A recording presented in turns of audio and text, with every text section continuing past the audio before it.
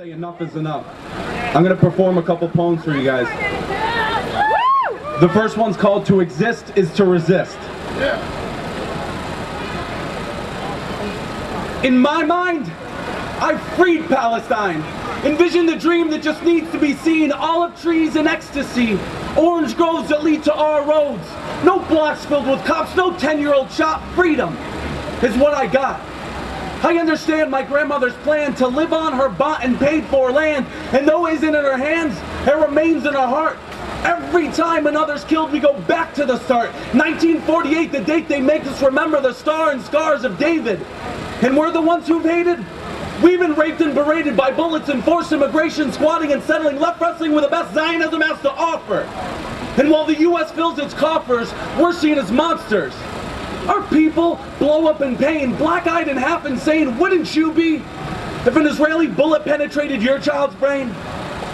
I vision Palestine in my mind with the chosen, frozen in time to realize their morality's blind, to take back generations of crime and put an end to apartheid. How many kids sit and wish they could be labeled other than a terrorist? To exist is to resist reads the graffiti in their cities. Give them chalk instead of rocks, they'll use the blackboards if you let them go to school. Give them chalk instead of rocks, instead you bulldoze their blocks. Destroy their homes. Palestine is what you call the no building zone.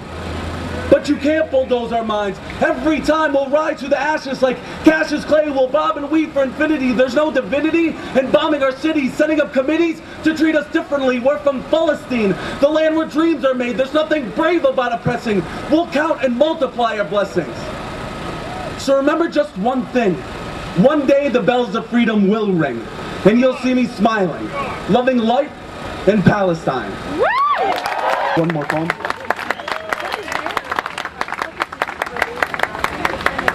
Like Anthony Arnault said, I think you have to understand the global struggle. This next poem is called "Free Yourself," and it's about the global struggle. When the anti-war movement refused to include Palestine because it would undermine the cause, I said screw the anti-war movement. This society will never see improvement if there are restrictions on justice. Because if that gay man, environmentalist, or feminist doesn't give a damn about Immigration Day, they can't expect anyone to relate to their cause. Until we realize that Sudanese is Iraqi, Canadian is Mexican, American is Iranian, the sins of empires and agendas driven by rich men, not regular citizens, will continue the vision of global warming.